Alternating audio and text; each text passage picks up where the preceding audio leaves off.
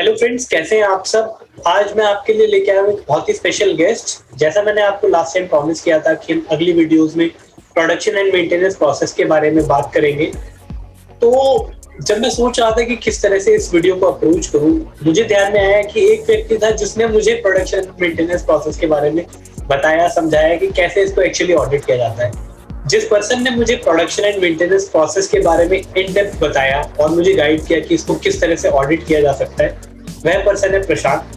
तो Prashant, thank you so much for agreeing to do this video with me and I hope that people would learn a lot from you. So Prashant, आप क्या कहना चाहेंगे about this video that we are going to make?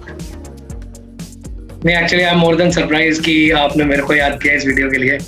मेरे लिए भी अच्छा experience होगा। I can share my knowledge as he से कि नॉलेज बढ़ती भी तब जब आप शेयर करते हो। तो I hope people will get to know a lot about reviewing the production and maintenance audit and detail में बात करेंगे इसमें, वीडियो में आगे चलते हैं। Sure. Prashant, before we move on to the video, मुझे एक चीज याद आती है। लोग बहुत सरप्राइज हो गए क्योंकि हमारी ऑडियंस जो है मेजरली वो सीए स्टूडेंट्स हैं या कॉमर्स ग्रेजुएट्स हैं, so they would be surprise to know कि Prashant is from engineering background. So और अभी प्रशांत, जैसा मैं जानता हूँ, प्रशांत आप सिर्फ टेक्निकल ऑडिट्स की जगह आप फाइनेंस में रिकॉर्ड टू रिपोर्ट और उस तरह के एरियाज भी ऑडिट कर रहे हैं एंड एचआर। तो जो इंटरनल ऑडिट में जनरली होता है, आप वो सब भी कर रहे हैं या सिर्फ आपने अपने आप को टेक्निकल ऑडिट्स और इन तक रखा है? तो गौरव, अगर मैं बताऊं, जब मैं इंडस्ट्री में था तो वहां पे ऑडिट को देखने का पर्सपेक्टिव प्योरली टेक्निकल होता था। बट ये चीज मैंने कंसल्टिंग में आके सीखी कि मैंने, या फिर अगर मैं बोलूँ रिस्क एडवाइजरी में हमने जो ऑडिट किया है उसका हमारा पर्सपेक्टिव टेक्निकल होता है, but at the end of the day वो फाइनेंस से रिलेटेड होता है। तो फॉर एग्जाम्पल, अगर मैं बात करूं जो टेक्निकल ऑडिट्स करती है, जैसे आईएसओ ऑर्गेनाइजेशंस है या फिर हमारी ट्यूबी रेनलैंड है, ये प्योरली टेक्निकल बेस मान के ऑडिट करती है। अगर मैं रिस्क कंसल्टिंग की बात कर रहा हूं तो उसमें टेक्निकल को बेस माना जाता है for providing improvement opportunity, but उसका फाइनल कनेक्शन कॉस्ट इंपैक्ट से जोड़ा जाता है। आई थिंक जो कि एक बहुत ही मेजर एस्पेक्ट बन गया आज की डेट में इंडस्ट्री में, स्पेशली आफ्टर जो कोविड सिनेरियो हो गया है। तो अगर आपने देखा हो कि मोस्टली इंडस्ट्रीज कॉस्ट कटिंग में घुसना चालू हो चुकी है। तो ये एक थोड़ा डिफरेंस है अगर हम टेक्निकल ऑडिट और एक रिस्क कंसल्टिंग ऑडिट को कंपेयर करते हैं आपस में। एंड यस, जब मैं इनिशियली आया था तो मेरे थोड़ा चैलेंजिंग था इस पार्ट को समझना। जी।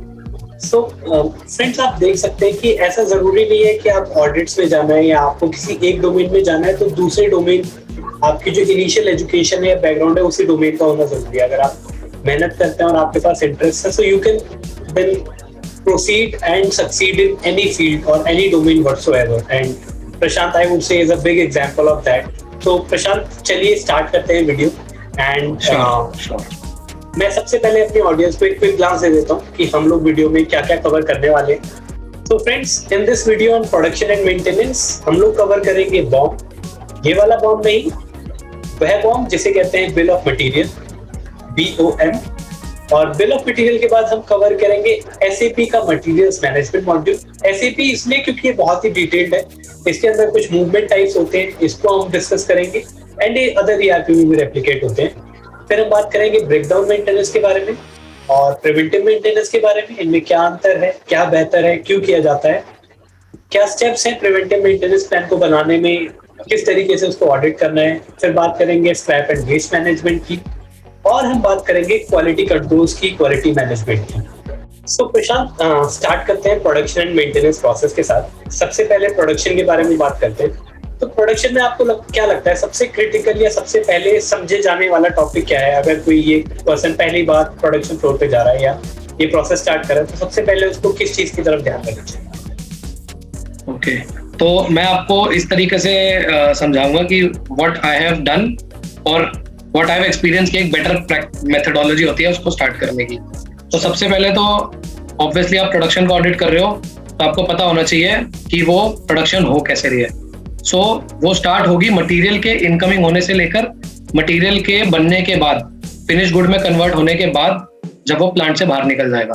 तो इसमें हमारा इंक्लूड हो गया मटेरियल का इन होना, जिसे हम बोलते हैं GRN, उसका आप SAP process as well as physical part समझिए। उसके बाद वो कैसे लाइन पे बनाया जा रहा है, अगेन कैसे फिजिकली बन रहा है वो आपको फिजिकली लाइन पे जाके देखना पड़ेगा, और फिर उसकी रिकॉर्डिंग कैसे हो रही है। ठीक है, आपको मतलब जब भी आप पूरा प्रोसेस चल रहे हैं, you will have to cover both the SAP aspect या फिर ईआरपी एस्पेक्ट जहां पे एसएपी नहीं है, as well as the physical aspect. और उसी बीच में चलते चलते आपको क्वालिटी की भी स्टेजेस समझनी पड़ेंगी। तो ये एक इसे कहते हैं, मतलब you will have to go through the entire process while doing the shop floor visit, because मैं सजेस्ट करूंगा कि आप पहली बार में ही वो सारा पार्ट एक साथ समझिए कि कैसे मटेरियल अंदर आया, क्वालिटी चेक हुई, उसके बाद वो स्टोर में गया, उसके बाद उसे मैंने बनाया, मैंने क्वालिटी चेक करी, उसके बाद मैंने उसे पैक करा और मैंने उसे अपनी कंपनी से सेल आउट कर दिया। तो सबसे पहले इंपॉर्टेंट है उसका फिजिकल और एसएपी एस्पेक्ट समझना। सो बेसिकली आप ये भी कहना चाह रहे हैं कि प्रोडक्शन एंड मेंटेनेंस एक ऐसा ऑडिट होगा जिसके अंदर आप ऑफिस में बैठ के ऑडिट नहीं कर सकते, आपको फ्लोर पे जाना पड़ेगा, उनके साथ टाइम स्पेंड करना पड़ेगा, then only you will be able to understand वो क्या कर रहे हैं, कैसे कर रहे हैं, उनसे सीख के, उनसे समझ के ही आप उनको कुछ इम्प्रूव करने के लिए सजेशन दे पाएंगे, राइट? एग्जैक्टली। प्रशांत, जब हम ये पूरा प्रोसेस समझना चाहते हैं तो कुछ टेक्निकल टर्म्स आती है, जैसे मैंने स्टार्टिंग में जिक्र किया था बॉम्ब का। तो पहली बार जब मैंने ये टर्म सुनी मैं भी हैरान हो गया, मैंने कहा यार ये ऑडिट करने जा रहे हैं, बॉम्ब कहाँ से आ गया? Then I got to know कि वो बॉम्ब नहीं है, somebody told me कि उसके अंदर लिखा होता है कि भाई ये बनाने के लिए ये सामान लगेगा, इतना लगेगा, so that is bomb। But अगर टेक्निकली समझना चाहें तो बॉम्ब क्या है, उसकी क्या रेलेवेंस है और उसको हम किस तरह से यूज कर सकते हैं? राइट, देखिए बॉम्ब हमें सिर्फ ये नहीं बता रहा, मतलब इन जनरल अगर हम देखो लेमैन लैंग्वेज में बात करें तो बॉम्ब का मतलब क्या है कि मुझे कोई भी चीज का एक यूनिट बनाने में क्या क्या मटेरियल लगाना पड़ेगा और कितना कितना लगाना पड़ेगा, ठीक है। अब अगर मैं बात करूं बॉम्ब के डिटेल के बारे में, तो बॉम्ब में सिर्फ मटेरियल और उसकी क्वांटिटी के साथ साथ और भी बहुत सारे एस्पेक्ट डिफाइंड होते हैं। फॉर एग्जांपल बॉम्ब कॉस्टिंग के लिए बहुत इंपॉर्टेंट है, तो अगर मुझे कल को अपनी चीज बेचनी है तो पहले मुझे ये पता होना चाहिए उसमें खर्चा कितना होगा, अगेन वो भी हमारे बॉम्ब में ही डिफाइंड होता है। तो अगर मैं बॉम्ब को सिस्टम में इनकॉर्पोरेशन की ही बात करूं तो उसके ही 5-6 स्टेजेस है। सबसे पहले हमारा इंजीनियरिंग लेवल पर बॉम्ब बनता है। जब हमारा प्रोडक्ट डिजाइन हो रहा है तो हमें पहले तो ये डिसाइड करना है कि मुझे ये बनाना है, तो ये लगाना है, तो क्या वो फिजिबल है भी है या नहीं है ना। कई बार ऐसा होता है कि हम कोई प्रोडक्ट सोच के चलते हैं, उसमें एक मटेरियल इतना इतना क्वांटिटी एक्स यूज होगा, बट इवेंचुअली जब वो हमारा प्रोडक्शन में आता है तो वो हो सकता है एक्स प्लस वाई लगे या एक्स माइनस वाई क्वांटिटी लगे। तो इसीलिए इनिशियली एक इंजीनियरिंग बॉम्ब डिजाइन करा जाता है। अगेन जब मैं इंजीनियरिंग के बॉम्ब को डिजाइन कर रहा हूँ सिस्टम में, तो मुझे खर्चा भी बुक करना पड़ेगा, अदरवाइज क्या होगा कि जो मैंने अपने इंजीनियरिंग के टाइम पे खर्चा बुक कर दिया वो मुझे सिस्टम में दिखाई नहीं देगा, राइट। तो मुझे इंजीनियरिंग बॉम्ब के साथ कॉस्टिंग का एस्पेक्ट भी लेकर चलना है कि अगर मैं अपना एक छोटा सा पार्ट बना रहा हूँ और मुझे उसमें 1000 रुपए खर्चा करना है तो वो सिस्टम में डिफाइंड होना चाहिए। सिमिलरली जब हमारा इंजीनियरिंग बॉम्ब फाइनल हो जाता है उसके बाद आता है हमारा प्रोडक्शन बॉम्ब, जो कि प्रोडक्शन के लिए यूज करा जाता है। तो फॉर एग्जाम्पल जब मैंने अपने सारा ही इंजीनियरिंग का पार्ट कवर कर लिया, मैंने उसमें चेंजेस करे, tips and bits add and subtract करे, तो वो एक फाइनल प्रोडक्शन बॉम्ब निकल के आता है, जिसके अंदर कौन से एक यूनिट को बनाने में कितना मटेरियल लगेगा, उसकी कॉस्ट क्या होगी, हमें कितनी मैन पावर की रिक्वायरमेंट होगी और कितने घंटे लगेंगे। तो एक पूरा कंसोलिडेटेड फिगर निकल के आता है जिसे हम बोलते हैं bill of material, which is again linked to routing and costing of the product. So Prashant, क्योंकि ये बॉम्ब जैसे आपने समझाया, so it is one sort of master, right? आपका एक अलग अलग जैसे कस्टमर मास्टर होता है, वेंडर मास्टर होता है, वैसे आपके मटेरियल के लिए एक सिस्टम में मास्टर डेटा फीड करना है। सो जो जेनरिक कंट्रोल्स होते हैं ऑन मास्टर डेटा मैनेजमेंट, जो उसके क्रिएशन के ऊपर है, उसके अमेंडमेंट के ऊपर है, उसके रिव्यू है, उसके चेंज लॉग है, वो सारे कंट्रोल्स भी यहीं पर एप्लीकेट हो जाएंगे, वो भी हमें चेक करने डेफिनेटली। देखिए बॉम्ब एक ऐसी चीज है जो कंपनी का प्राइमरी खर्चा है, राइट। तो अगर मैं कंपनी में कोई भी नया खर्चा या नया पार्ट बना रहा हूँ तो सबसे पहले एक बहुत ही मतलब इसे बोल लेंगे, ये तो एक बहुत ही इंपॉर्टेंट एस्पेक्ट निकल के आ जाता है कि अगर मुझे कल को कोई चीज बनानी है तो सबसे पहले तो उसको बनाने के लिए बेस क्या है, राइट। भाई कस्टमर की रिक्वायरमेंट है या हमने मार्केट स्टडी करी तो हमें लगा कि यार ये प्रोडक्ट इंपॉर्टेंट है। मतलब मेजर 2 एस्पेक्ट होता है, या तो आपका कस्टमर आपसे ये चीज मांगता है या फिर आप मार्केट स्टडी करते हो प्रोडक्ट बनाते हो। तो पहले तो हमें सबसे पहले टॉप मैनेजमेंट से अप्रूवल लेना पड़ता है कि हम इस प्रोडक्ट में इन्वेस्टमेंट करना चाहते हैं। तो एक अगर मैं अप्रूवल मैट्रिक्स की बात करूं, वो इस तरीके से स्टार्ट होता है कि सबसे पहले तो आपका प्रोडक्ट आपकी मैनेजमेंट से फाइनलाइज होना चाहिए, उसके बाद आपको उसकी फिजिबिलिटी स्टडी करनी है, उसके बाद आपको उस प्रोडक्ट का इंजीनियरिंग बॉम्ब बना के उसके प्रोटोटाइप्स बनाने हैं, अगेन उसकी फिजिबिलिटी चेक करनी है। देखो इनिशियल फिजिबिलिटी तो सिर्फ सॉफ्ट में चेक होती है, राइट। उसके बाद हम अपने जो वेंडर होते हैं, उनसे उस प्रोडक्ट के प्रोटोटाइप्स के पार्ट सब वो बनवाते हैं, मटेरियल्स, और फिर हम उसका एक फाइनल प्रोडक्ट बनाते हैं। जब ये सारी चीजें फाइनलाइज हो जाती है, उसके बाद वो जो हमारा प्रोडक्ट है वो जाता है फाइनेंस के पास कॉस्टिंग पार्ट के लिए, राइट। हमें ये भी असेस करना है कि अगर हम मार्केट में प्रोडक्ट 1000 रुपए का बेच रहे हैं तो डेफिनेटली उसको बनाने की कॉस्ट 1000 से कम होनी चाहिए, राइट। तो वो एस्पेक्ट हमारा फाइनेंस देखता है। जब ये सारी चीजें कवर हो जाती है, उसके बाद हमारा एक फाइनल प्रोडक्शन चेक करता है उस बॉम्ब के बेस पे प्रोडक्ट्स बना के। जब हमारा, तो बेसिकली हमने सबसे पहले तो मैनेजमेंट से लिया कंफर्मेशन, फिर हमने उसके प्रोटोटाइप का R&D से कंफर्मेशन लिया, फाइनेंस से कॉस्ट का कंफर्मेशन लिया, और हमने प्रोडक्शन का बल्क में प्रोडक्शन की कंफर्मेशन ली। उसके बाद वो बॉम्ब फाइनलाइज होकर सिस्टम में प्रोडक्शन के लिए आ जाता है। उसके बाद ही हम उसमें कोई ना कोई, मतलब अगर मैं बेस्ट प्रैक्टिस की बात करूं तो एक प्रोडक्ट में जो हमारा सिस्टम में बॉम्ब इनकॉर्पोरेट हुआ है उसमें मैं तभी प्रोडक्शन बुक कर सकता हूं अगर मैंने ये सारी चीजें पहले कवर करी है और उन्हें एडिक्वेटली डॉक्यूमेंट किया है। At the end of the day जो डॉक्यूमेंटेशन की प्रैक्टिस है वो इंडस्ट्री टू इंडस्ट्री डिफर कर सकती है। यू विल फाइंड इंडस्ट्रीज जहां पे डॉक्यूमेंट में हार्ड कॉपी पे कंट्रोल हो, और आप ऐसी इंडस्ट्रीज भी देखोगे जहां पे डॉक्यूमेंट में सिस्टम कंट्रोल मॉनिटर हो। तो प्रशांत, बेसिकली एक product development life cycle PDLC या SDLC जो है वो पूरा यहाँ पर प्ले में आ जाएगा। अल्टीमेटली जो पूरी प्रोडक्शन की उसकी लाइफ साइकिल है कि मुझे वो बनाना है नहीं बनाना, तो लाइफ साइकिल आपको इन जनरल उस इंडस्ट्री के बारे में भी समझना पड़ेगा कि किस तरह से ऑपरेट करती है, देन ओनली आप उसको बेहतर तरीके से समझ पाएंगे किस तरह के कंट्रोल पे आता है। एग्जैक्टली। तो बॉम्ब के अंदर जो एक इम्पोर्टेंट एस्पेक्ट और आता है जो हमें रेगुलरली ऑडिट में बहुत काम आता है कि बॉम्ब वर्सेस एक्चुअल का जो कंपैरिजन है, कि एक मैंने सोचा कि this is ideal situation and this is actual situation, इन दोनों में कंपैरिजन करना और ये देखना कि इंटरनली कंपनी में भी ऐसा कोई प्रोसेस है जो कंपैरिजन हो रहा है नहीं हो रहा, और हम दोनों के कंपैरिजन में क्या डिफरेंस है ऑडिटर के और इंटरनल कंपनी के असेसमेंट में, और फिर उसका अगेन RCA करना। सो इसके बारे में आपका क्या कहना है? ओके, तो देखिए जब भी हम बॉम्ब बनाते हैं, जैसा कि आपने बोला, हम एक आइडियल सिचुएशन को बॉम्ब रख के मानते हैं। ये चीज हमने इनिशियली अपने फिजिक्स में भी पढ़ी थी कि जो आइडियल चीज होती है you can never achieve that, right.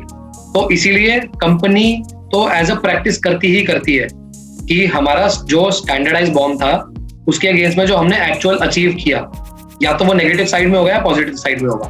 तो उसका रीजन क्या है? देखो, चीज आइडियल से डेविएट करेगी, क्यों कर रही है दैट इज इंपॉर्टेंट। करेगी, उसको खत्म करना इज नॉट पॉसिबल, बट उसको रिड्यूस करना इज वेरी मच पॉसिबल। तो अगर आपने एक इंडस्ट्री की बेसिक प्रैक्टिस देखी हो, और अगर जो हम भी वहां जाके चेक करते हैं, तो इंपॉर्टेंट एस्पेक्ट क्या रहता है? First of all, standard versus actual में वेरिएशन आपने अपने आप से करना है, and then of course you will have to compare that with the what industry is doing. उसका रीजन क्या होता है? बिकॉज हम ये वेरीफाई करते हैं कि क्या उनके MIS में एडिक्वेटली वो चीज प्रेजेंट करी जा रही है, नहीं करता। सेकेंडली, उसका कॉस्ट इंपैक्ट निकालना, बिकॉज आप ऐसा भी देख सकते हैं कि एक मटेरियल है जो 50% डेविएट कर रहा है बट उसका कॉस्ट इंपैक्ट बहुत लेस है, and you will find material जो सिर्फ 10% डेविएट कर रखा है पॉजिटिव नेगेटिव साइड, और उसका इंपैक्ट आ गया है कई लाख या कई करोड़ में, राइट। तो आपको ये इंपॉर्टेंट एस्पेक्ट ज्यादा देख के चलना पड़ेगा कि भाई उस प्रोडक्ट की कॉस्ट कितनी है जो अपने स्टैंडर्ड से डेविएट कर रहा है। उसके बाद जब हमने ये निकाल लिया कि वो प्रोडक्ट डेविएट कर रहा है, तो नेक्स्ट इंपॉर्टेंट एस्पेक्ट आ जाता है उसका RCA करना, which is root cause analysis. अगर मैं रूट कॉज एनालिसिस की बात करूं तो हमने रूट वर्ड यूज किया, तो हमें गहराई तक जाके देखना है कि वो चीज कहां से डेविएट होना स्टार्ट हुई, ठीक है। तो थोड़ा उससे ज्यादा क्लैरिटी आ जाएगी कि रूट कॉज एनालिसिस क्या होता है। उसके बाद जब हमने रूट कॉज एनालिसिस कर लिया, फिर आते हैं करेक्टिव एक्शंस। अगर मैं बॉम्ब के बारे में बात करूं तो बॉम्ब का सबसे इंपॉर्टेंट करेक्टिव एक्शन होता है कि you will find a lot of industries जहां पे रूट कॉज इस तरीके का निकल के आता है कि आपकी करंटली सिचुएशन इस तरीके की हो गई है कि अब वो प्रोडक्ट ज्यादा लगना है या कम लगना है। तो सबसे इंपॉर्टेंट एस्पेक्ट आता है अपने नए बॉम्ब को उसके हिसाब से चेंज कर देना। अब वो अगेन इंडस्ट्री पर डिपेंड करेगा। कुछ इंडस्ट्रीज की प्रैक्टिस एनुअली करने की होती है, कुछ की एज एंड व्हेन होती है। फॉर एग्जांपल ऑटोमोबाइल इंडस्ट्रीज की अगर मैं बात करूं, वहां पे एज एंड व्हेन बेसिस पर बॉम्ब चेंज होता रहता है। वहीं अगर मैं केमिकल इंडस्ट्रीज की बात करूं तो वहां पे एनुअल बेसिस पे ही चीजें चेंज होती है। रीजन ये है कि केमिकल इंडस्ट्री में जब भी कोई चेंज आता है उसका मोस्टली इफेक्ट या रीजन एनवायरमेंट ही होगा। मतलब मैं I am telling you this based my experience, मैंने जो अपने एक्सपीरियंस में देखा है, तो उसमें एनवायरमेंट की वजह से ही चेंजेस आते हैं। तो दे प्रेफर कि हम अपने बॉम्ब को साल में एक बार चेंज करें। वही ऑटोमोबाइल में इट कीप्स ऑन हैपनिंग। तो जब आपने ये असेस कर लिया कि उसका रूट कॉज आ गया, फिर हमें उसका करेक्टिव एक्शन लेना है, और एडिक्वेटली हमें ये भी चेक करना है कि अगर मैंने कुछ करेक्टिव एक्शन लिया है तो क्या मैंने वो एडिक्वेटली इंप्लीमेंट भी करा है या नहीं करा है। तो this is how the cycle goes. सबसे पहले आपने स्टैंडर्ड वर्सेस एक्चुअल चेक करना है, उसका रूट कॉज चेक करना है और फिर उसके करेक्टिव एक्शन को असेस करना है। 3 स्टेप्स में कवर करते हैं इस पार्ट को। And Prashant, going to the next topic for the video, जो हम लोगों ने देखा कि दोनों में डिफरेंसेस आते हैं, जो मेरा एक्चुअल कंजम्पशन है विज़ावी जो मैंने एक्सपेक्ट किया था, उनका कई बार एक मेजर रीजन ये भी रहता है कि मेरा प्लांट में ब्रेकडाउन हुआ। सो वही मेरा नेक्स्ट टॉपिक भी है। तो जो हमारा ब्रेकडाउन है उसका एनालिसिस एक ऑडिटर जो करता है उसके अंदर किस किस चीजों को देखता है एज कम्पेयर टू जब मैनेजमेंट उसका ब्रेकडाउन का एनालिसिस करती है, और जो ब्रेकडाउन का जो एनालिसिस है how it is different from preventive maintenance. Right, okay. तो अगर मैं पहले तो इन दोनों चीजों को आपस में कंपेयर करूं, we as a maintenance team जब भी हम मेंटेनेंस करेंगे तो हमारा पर्पस क्या होगा कि ब्रेकडाउन ना हो, इसीलिए हम किसी चीज को खराब होने से पहले ही उसकी मेंटेनेंस कर देते हैं, which is known as preventive maintenance. और जब हमारा कोई मशीन में ब्रेकडाउन आ जाता है तो that is something very much different from preventive maintenance. Breakdown आने के कई सारे रीजन हो सकते हैं। हमारी मशीन एडिक्वेटली मेंटेनेंस नहीं करी गई, हमने उसका कोई स्पेयर चेंज करना था वो हमने टाइमली नहीं करा, या फिर कोई न्यू रीजन। ठीक है, अगर आप ब्रेकडाउन की बात करें तो सबसे पहले तो हमारा काम क्या होता है, ब्रेकडाउन को करेक्ट करना। सबसे फर्स्ट एंड फॉरमोस्ट प्रायोरिटी यही रहती है। जब हमारा ब्रेकडाउन करेक्ट हो गया उसके बाद हम वो मशीन को वापस हैंड ओवर करते हैं प्रोडक्शन डिपार्टमेंट, और फिर हम ये चेक कर लेते हैं या हमें उन्हें वेरीफाई कराना होता है, now this machine is working as it was working earlier. तो जब हमारा ये करेक्शन वाला फेज खत्म हो जाता है उसके बाद आते हैं हम एनालिसिस वाले पार्ट पे, जहाँ पे हम अगर मोस्टली इंडस्ट्रीज में देखा जाए तो जब भी एनालिसिस होता है तो एक क्रॉस फंक्शनल टीम बनती है, उसमें मेंटेनेंस के लोग भी होते हैं, उसमें प्रोडक्शन के लोग भी होते हैं। रीजन क्योंकि प्रोडक्शन के लोग मशीनें चला रहे होते हैं, एंड थर्डली क्वालिटी की टीम भी हो सकती है वहाँ पे, क्योंकि देखो मेंटेनेंस मशीन में जब ब्रेकडाउन आता है तो बहुत सारे रीजन से आ सकता है। ऐसा भी हो सकता है कि ऑपरेटर मशीन चला रहा है तो ऑपरेटर को एडिक्वेट ट्रेनिंग ना हो और उसने कुछ इस तरीके का काम करा हो कि जिसकी वजह से मशीन में ब्रेकडाउन आ गया हो। एक रीजन ये भी होता है जो कि बहुत कम देखा होगा इंडस्ट्री में, but it is a very important aspect to cover, कि मटेरियल की क्वालिटी इस तरीके की आ रही थी कि उसने मशीन के वर्किंग को इम्पैक्ट कर दिया। राइट, तो एक वो एस्पेक्ट भी देके चलना होता है। अब अगर मैं ऑडिटर के पर्सपेक्टिव से और मैनेजमेंट के पर्सपेक्टिव से जो डिफरेंस चीजें हैं तो क्या होता है कि एक इंडस्ट्री में इतनी सारी मशीनें होती है और इतने ब्रेकडाउन आते हैं पूरे साल में कि अगर मैं आपको बोलूं कि आप यार उसका सबका रूट कॉज करो तो ऐसा पॉसिबल नहीं है। तो उस केस में क्या होगा कि हमारी मेंटेनेंस टीम इतना बिजी हो जाएगी कि और एक्टिविटीज मिस आउट हो जाएंगी। तो हम कंपनी के हिसाब से एक स्टैंडर्ड बनाते हैं कि अगर हमारी कंपनी में ये ब्रेकडाउन आता है तो हम अपने एक्सपीरियंस के हिसाब से ये ए, बी या सी स्टैंडर्ड के ब्रेकडाउन का ही हम रूट कॉज एनालिसिस करेंगे। अगर मैं अपनी जो व्यूअर्स है उनको एग्जांपल दूं तो स्टैंडर्ड किस तरीके के हो सकते हैं कि एनीथिंग अबव 24 आवर्स एग्जांपल है ये, तो एनीथिंग अबव 1 आवर, मतलब इस तरीके के स्टैंडर्ड कंपनी डिफाइन करती है। फॉर एग्जांपल केमिकल कंपनीज में क्या होता है, हर मशीन का स्टैंड बाय अवेलेबल होता है, तो उनके लिए 24 घंटे का breakdown is not a big deal, क्योंकि अगर उनका एक पंप या एक मोटर खराब हो जाती है वो ऑल्टरनेट को स्टार्ट कर देते हैं, तो जब तक उनके लिए वो ब्रेकडाउन 24 आवर एक्सीड नहीं करता, या फिर अगर मैं बोलूं 12 आवर्स एक्सीड नहीं करता, it is not major for them. वही एक ऐसी इंडस्ट्री जहां पे एक स्ट्रेट लाइन में मटेरियल बन रहा है, उनकी एक भी मशीन खराब हुई तो उनकी पूरी प्रोडक्शन रुक जाएगी। तो उनके लिए एनीथिंग अबव 1 आवर और may be 30 minutes is very important. तो पहले तो स्टैंडर्ड डिफाइन किया, उसके बाद हमने उसका एनालिसिस किया। एक और एस्पेक्ट से आप इस चीज को स्टडी कर सकते हो कि जो आपका रीजन ऑफ ब्रेकडाउन है, अगर वो आपके प्रिवेंटिव मेंटेनेंस में कवर हो रहा था तो वो आपके लिए एक ऑब्जर्वेशन बन जाती है कि अगर मैंने ऑलरेडी ये चीज अपने प्रिवेंटिव मेंटेनेंस में कवर कर ली, उसके बाद भी मेरा ब्रेकडाउन आ रहा है उसी रीजन से, तो हमें उस चीज को असेस करना बहुत इंपॉर्टेंट है क्लाइंट से डिस्कशन से कि इसका रीजन क्या हो सकता है। तो प्रशांत, आपने बताया कि करेक्टिव एक्शन क्या होता है, प्रिवेंटिव एक्शन क्या होता है, which takes me to the topic of preventive maintenance। क्योंकि हम प्रिवेंटिव मेंटेनेंस की बात कर रहे हैं, कुछ टर्म्स हैं जो बहुत ज्यादा हम सुनते हैं। आरसीए के बारे में आप ऑलरेडी बात कर चुके हैं, रूट कॉज एनालिसिस। देन हमारे पास कापा है, करेक्टिव एक्शन, प्रिवेंटिव एक्शन, जिसके बारे में आप बात कर चुके हैं। कई लोग वाई एनालिसिस भी यूज करते हैं, 5 बार किसी चीज को वाई पूछना कि ऐसा क्यों हो रहा है, सो दैट आप एक्चुअल रूट कॉज तक पहुंच सके। वो भी एक आरसीए इंटीग्रल पार्ट है। सो इन सब टर्मिनोलॉजीज को, इन सब कॉन्सेप्ट्स को साथ में लेते हुए मेरा जो प्रिवेंटिव मेंटेनेंस है या प्रिवेंटिव एक्शंस है, उनकी क्या इंपॉर्टेंस है। मुझे याद आता है कि एक नोटिफिकेशंस नाम की चीज होती थी जो ब्रेकडाउन के लिए आती थी, और एक पीएम का शेड्यूल होता था इक्विपमेंट्स के लिए, जिसके बेसिस पे हम देखते थे कि उसकी एडहेरेंस हुई है या नहीं हुई है।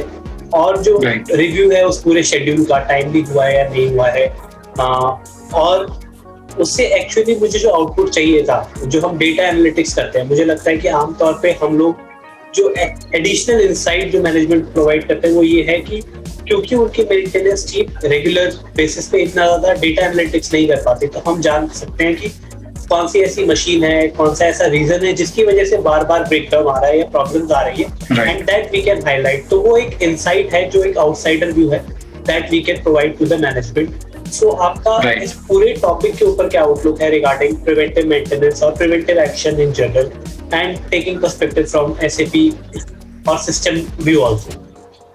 राइट, तो मैं प्रिवेंटिव मेंटेनेंस जब अभी गो थ्रू कराता हूँ तो I will take both the hard copy या नॉन सैप एस्पेक्ट और सैप एस्पेक्ट को भी कवर करते चलेंगे। तो आजकल इंडस्ट्रीज में हमें दोनों एस्पेक्ट इसलिए कवर करने पड़ रहे हैं बिकॉज जब आईएसओ वगैरह के ऑडिट्स होते हैं तो मैंने जो अपने एक्सपीरियंस में देखा है they are more into documentation. वहीं अगर हम एज एन इंटरनल ऑडिटर जा रहे हैं तो अगेन हमारे लिए तो फाइनेंस बहुत इंपॉर्टेंट पार्ट है। तो अगर हम बोलते हैं कि किसी कंपनी ने 3 या 4 करोड़ रुपए मेंटेनेंस मॉड्यूल में स्पेंड करे हैं तो उसका यूटिलाइजेशन भी एडिक्वेट होना चाहिए। इसीलिए हम एक रिस्क एडवाइजरी के लिए बहुत इंपॉर्टेंट हो जाता है सैप को कवर करके चलना। तो सबसे पहले तो बात करूं प्रिवेंटिव मेंटेनेंस करने के लिए इंपॉर्टेंट है मुझे पता होना चाहिए मुझे किस किस मशीन का मेंटेनेंस करना है। ये हमें किस चीज से पता चलता है? मास्टर लिस्ट ऑफ मशीन्स के साथ। तो मास्टर लिस्ट ऑफ मशीन एक ऐसी लिस्ट होती है जिसके अंदर पूरे प्लांट की मशीनरी का नंबर, नेम, मतलब फॉर एग्जांपल डिपेंड करता है कि आपने किस तरीके से डिफाइन कर रखी है। तो how maintenance team does is वो एक मशीन का नाम लिखेंगी, उसकी लोकेशन लिखेंगी, उसका एरिया लिखेंगी और फिर उसके आगे उसका अगर कोई हमने कोड बना रखा है तो हम उसको भी मेंशन कर देते हैं। ये चीजें अगर हम नॉन सैप को कंसिडर कर रहे हैं तो हमारे पास एक्सेल में अवेलेबल होगी और अगर हम सैप की बात कर रहे हैं तो वो सैप में भी अवेलेबल होगी। हमारे पास ये जो लिस्ट होती है सैप में, ये सैप में भी मिल जाएगी और जहाँ पे सैप अवेलेबल नहीं है वहाँ पे एक्सेल में भी ये लिस्ट हो जाएगी जिसे हम बोलते हैं मास्टर लिस्ट ऑफ मशीन्स या फिर मास्टर लिस्ट ऑफ इक्विपमेंट। आप कुछ भी यूज कर सकते हैं दोनों के लिए।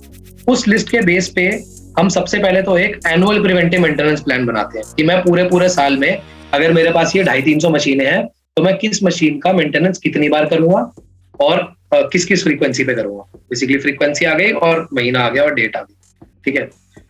अब एक क्वेश्चन ये भी आ सकता है कि मुझे कैसे पता चलेगा मुझे मशीन की मेंटेनेंस कब करनी है? तो सबसे इंपॉर्टेंट चीज तो होती है एक्सपीरियंस। एक्सपीरियंस से आगे कुछ नहीं होता। ऑब्वियसली अगर एक टीम में एक मेंटेनेंस टीम है किसी कंपनी में तो अपने एक्सपीरियंस के बेस पे ही एक मेंटेनेंस प्लान बनाते हैं। सेकेंडली, अगर मेरी कंपनी में कोई नई मशीन आ गई तो मैं उसके ओईएम वेंडर से बात करूंगा और उसके साथ साथ ही एक मशीन मैनुअल मिलती है मुझे जिसमें बहुत ही क्लियरली लिखा होता है कि अगर हमें ये मशीन स्मूथ कंडीशन में रन करनी है तो मुझे उसका मेंटेनेंस किस किस महीने में या फिर किस किस फ्रीक्वेंसी पे करना है। तो हम ये 2 बेस मान सकते हैं। एक थर्ड बेस और होता है बट उसे लिंक करना थोड़ा सा मुश्किल होगा मैं बोलूंगा, वो होता है ब्रेकडाउन रिकॉर्ड को। तो अगेन वो भी हमारे मेंटेनेंस टीम के हिस्ट्री का ही पार्ट हो जाती है कि अगर मैंने नोटिस किया कि इस मशीन में ज्यादा ब्रेकडाउन आ रही है तो मैं उस मशीन की प्रिवेंटिव मेंटेनेंस की फ्रीक्वेंसी को ऊपर या नीचे कर लेता हूँ या फिर उसके चेक्स को एडिक्वेटली इंक्रीज कर देता हूँ, ठीक है। जब हमारे पास एक एनुअल प्लान आ गया उसके बाद एक सिंपल सी प्रैक्टिस होती है उसको फर्दर अपने मंथली कैलेंडर में बाइफरकेट कर देना और अपने वीकली कैलेंडर में बाइफरकेट कर देना अगर ये सब चीजें हम नॉन सैप में कर रहे हैं। अगर हम सैप की बात करें तो वहां पे हम अपना पूरा का पूरा एनुअल शेड्यूल ही सैप में डाल सकते हैं। उससे क्या होगा कि हमारे पास अगेन ये इंडस्ट्री पर डिपेंड करेगा, आप खुद डिसाइड कर सकते हैं कि आपके पास किसी मशीन की मेंटेनेंस करने का नोटिफिकेशन कितने दिन, कितने हफ्ते या कितने महीने पहले आ जाना चाहिए। अगर अगेन मैं बेस्ट प्रैक्टिस की बात करूं तो it deviates from 7 days to 15 days। तो मतलब मैं चाहूं तो मेरे पास 15 दिन या 7 दिन पहले नोटिफिकेशन आ सकता है, ठीक है।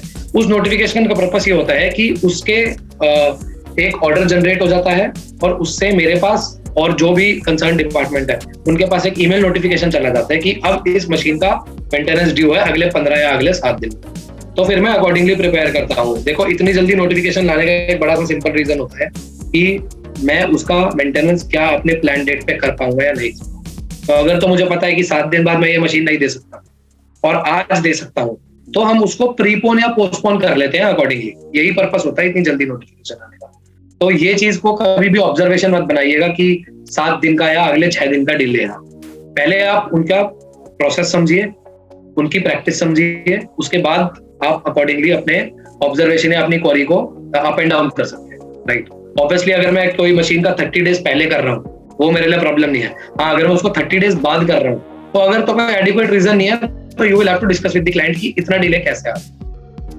उसके बाद जब मैंने प्रिवेंटिव मेंटेनेंस मेरा आ गया, तो उसके बाद सबसे पहले मैं क्या करता हूँ कि मैं अपने कंसर्न स्टेक होल्डर से बात करता हूँ, फिर मैं उसका प्रिवेंटिव मेंटेनेंस प्लान कर लेता हूँ। अब बात करते हैं जब मैं प्रिवेंटिव मेंटेनेंस करने जा रहा हूँ। प्रिवेंटिव मेंटेनेंस का बेस होता है प्रिवेंटिव मेंटेनेंस की चेकलिस्ट।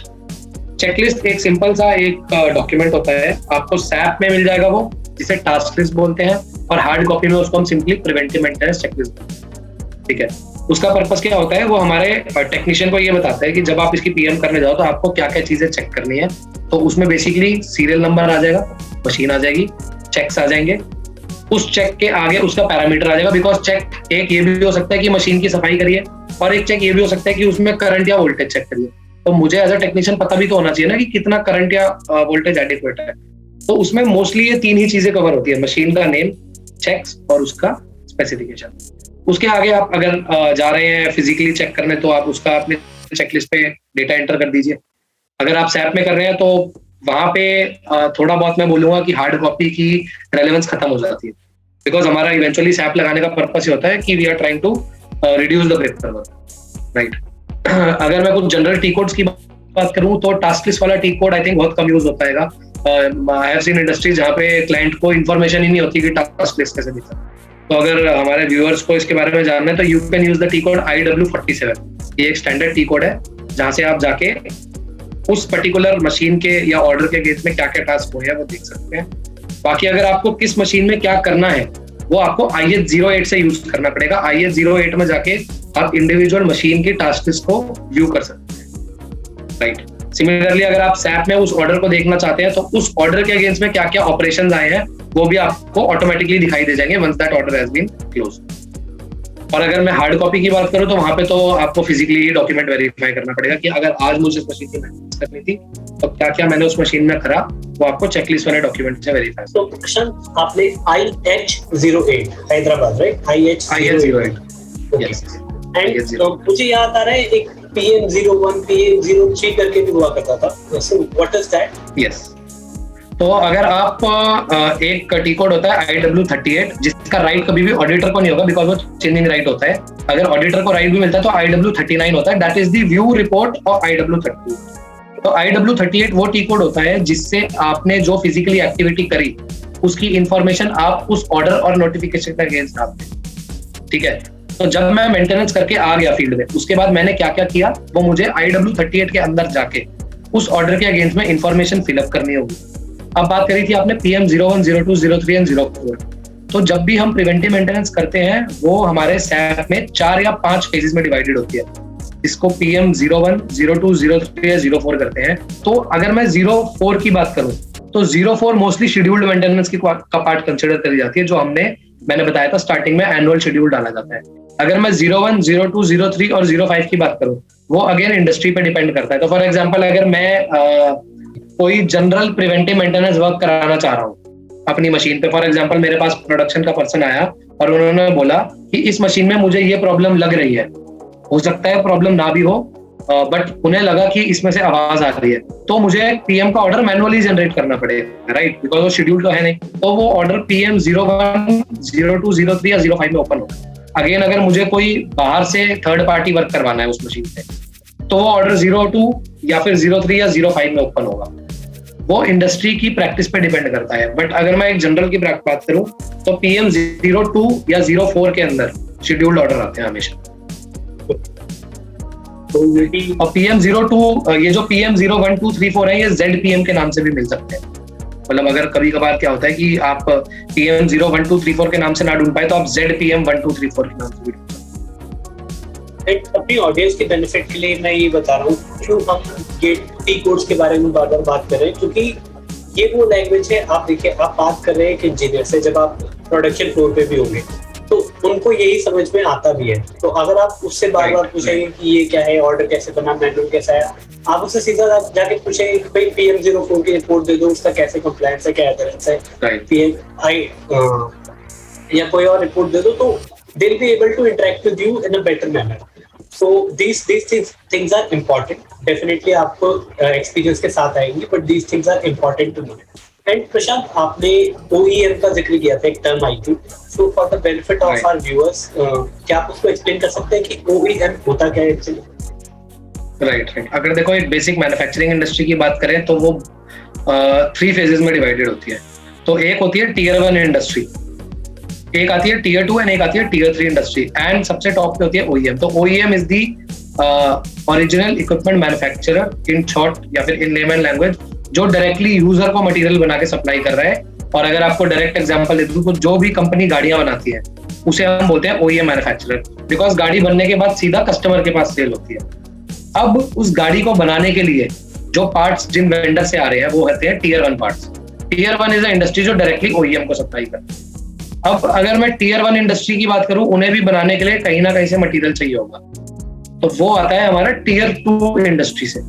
और अगर मैं बिल्कुल ही बेसिक इंडस्ट्री की बात करूं, जहां से ओरिजिनली वो मटेरियल जनरेट होना शुरू होता है, जैसे अगर मैं कोयले वगैरह की बात करूं, मतलब जहां से कहते हैं ना बिल्कुल एक इनिशियल स्टेज ऑफ मटेरियल, वो होती है टीयर 3 इंडस्ट्री। मतलब हमारी इंडस्ट्री मेजरली इन 3 या 4 पार्ट्स में ही डिवाइडेड है, टीयर 1 2 3 एंड देन ओईएम। ठीक, अब प्रशांत मूव करते हैं अपने नेक्स्ट टॉपिक के ऊपर। तो आप जब बॉम्ब के बारे में बात कर रहे थे तब मुझे बार बार याद आ रहा था, मेरा मन बड़ा कर रहा था कि उस तरफ जाऊं दोबारा। एमएम मॉड्यूल कितना इंपॉर्टेंट है और उसमें वो जो मूवमेंट टाइप्स हैं वो आपको किस तरह से हेल्प कर सकते हैं एक एफिशिएंट ऑडिट को कंडक्ट करने में?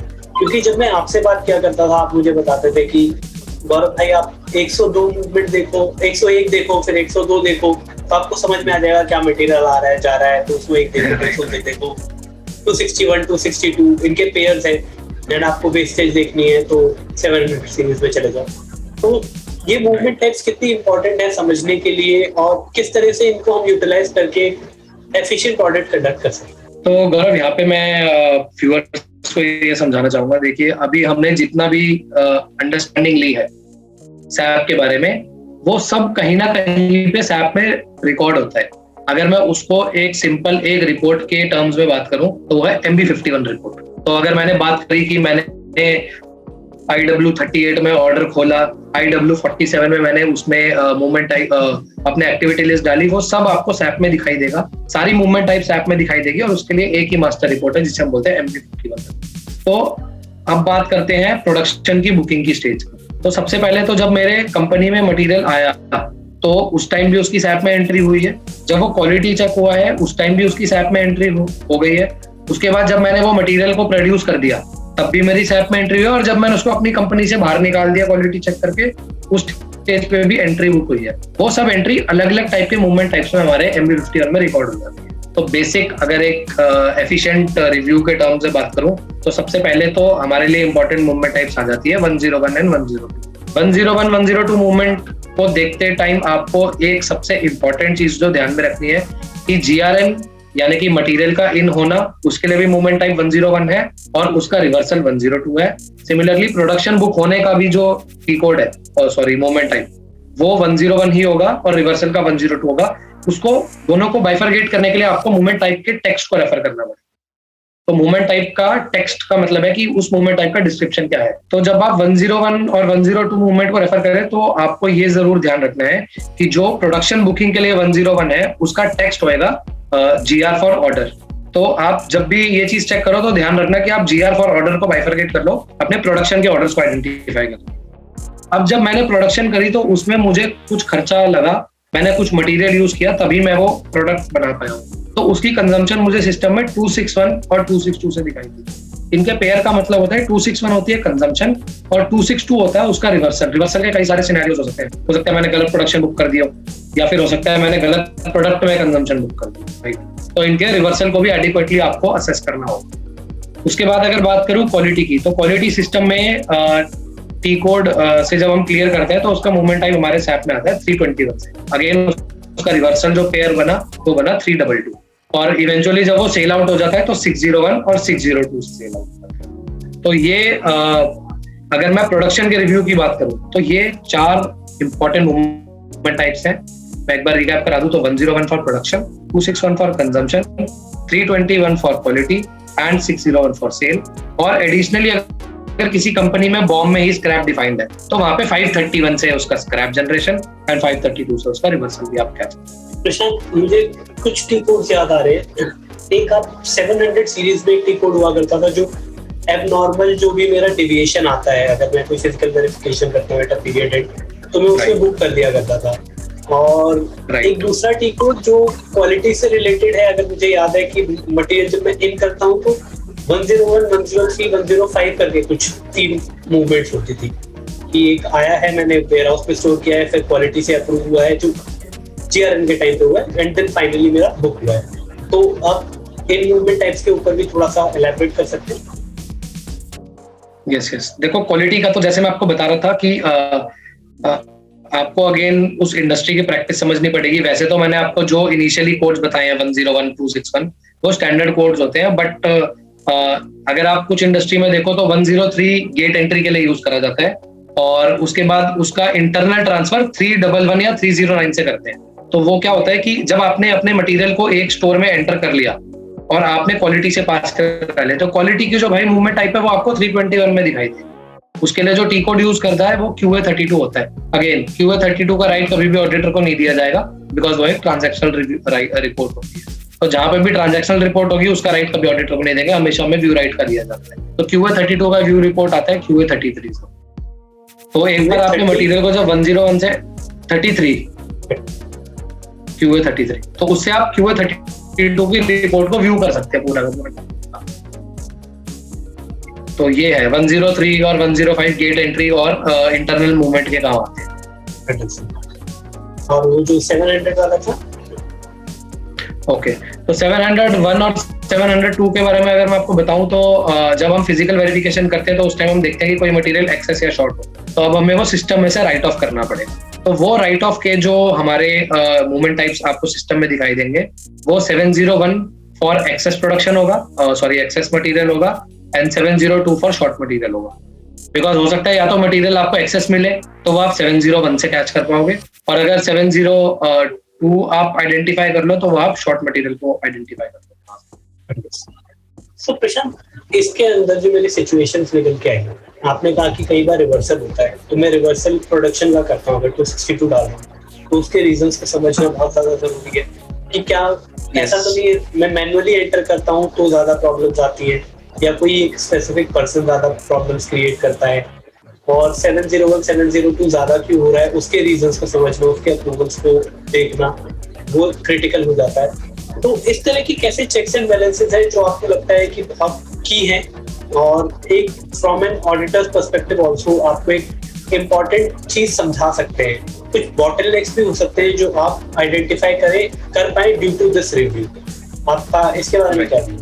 तो देखिए गौरव, जब हम बात करते हैं रिवर्सल्स की, देखिए reversal you will find in any kind of industry. The only perspective जिससे एज एन ऑडिटर हमें इस चीज को देखना है, तो हमें अंडरस्टैंड करना है कि क्या उसकी रिक्वायरमेंट थी एंड क्या उसके एडिक्वेट अप्रूवल्स थे या नहीं थे। तो अगर मैं 262 की बात करूं, देखो मोस्टली इंडस्ट्रीज इस तरीके से डिजाइन होती है कि वहां पे ऑटोमेटिकली हमें प्रोडक्शन बुक करनी होती है, और जैसा कि मैंने स्टार्टिंग में बताया था बॉम्ब डिफाइंड होता है सिस्टम में, बॉम्ब के हिसाब से ही 261 ऑटोमेटिकली सिस्टम में हो जाता है।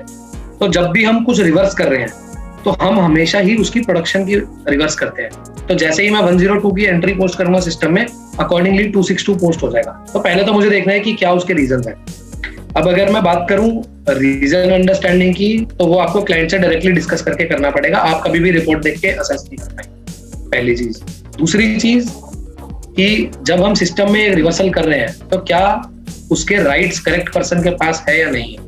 एक ऑडिटर पर्सपेक्टिव के लिए ये बहुत इंपॉर्टेंट चीज है कि जब मैं रिवर्स कर रहा हूं तो वो मोस्टली HOD के पास राइट होना चाहिए, ताकि आप अपने सेग्रीगेशन ऑफ ड्यूटी वाले एस्पेक्ट को भी एडिक्वेटली कवर कर सकें। सेम चीज आपकी इन्वेंट्री के टाइम पे भी एप्लीकेबल होती है। जब आपने अपनी इन्वेंट्री कर ली, क्या उसके बाद उसको राइट ऑफ करने का आपने अपने मैनेजमेंट से एज पर जो आपकी SOP अप्रूवल लिया या नहीं लिया, वो एक इंपॉर्टेंट एस्पेक्ट आ जाता है। सेकेंडली, आप इसमें से एक ये पर्सपेक्टिव भी आइडेंटिफाई कर सकते हो कि अगर आप हर महीने 701, 702 की एंट्रीज पास करते हैं तो कहीं ऐसा तो नहीं हमारे बॉम्ब में ही प्रॉब्लम, राइट। आप इसमें ये असेस कर सकते हो कि अगर एक मटेरियल है जिसमें आपने पूरे साल में, पूरे ऑडिट पीरियड में देखा कि बार बार उसमें हमारे फिजिकल वेरिफिकेशन में एरर आ रहा है, तो कहीं ऐसा तो नहीं हमारा बॉम्ब ही इनकरेक्टली डिफाइंड है कि हम मटेरियल कम या फिर ज्यादा यूज कर रहे हैं और हमने बॉम्ब में उसकी क्वांटिटी एडिक्वेटली डिफाइन नहीं कर रहे। तो आप उस पर्सपेक्टिव से इस चीज को असेस कर सकते हो। अगेन वो आपको एक बार क्लाइंट से डिस्कस करके बेटर अंडरस्टैंडिंग लेनी होगी। राइट, क्योंकि आपने ये मेंशन किया प्रशांत, मुझे याद आता है कि हमारे ऑडिट लीड जो हुआ करते थे, he used to tell us कि फ्लोर पे जाओ वहाँ आप कोई भी एक आइटम उठा लो जो क्रिटिकल है एंड Right. उसका एक्चुअल में चेक करो कि फाइनल जो निकल के आ रहा है उसके पेमेंट में और जो बॉम्ब में लिखा है उस पेमेंट में कितना डिफरेंस है, या रॉ मटेरियल के पेमेंट में कितना डिफरेंस है। तो आप बॉम्ब को टेस्ट करो कि वो करेक्ट है या नहीं है, इवन दो आप सैंपल बेसिस पे कर रहे हैं बट उसको चेक कीजिए। So it is important to not just rely on everything that is mentioned, आप उसको डेफिनेटली चेक कीजिए, देखिए कि वो एक्चुअली है। And now Prashant, moving on to the next topic, which is again came from this topic only, जो 701 702 हमने बात की, वेस्ट एंड स्क्रैप।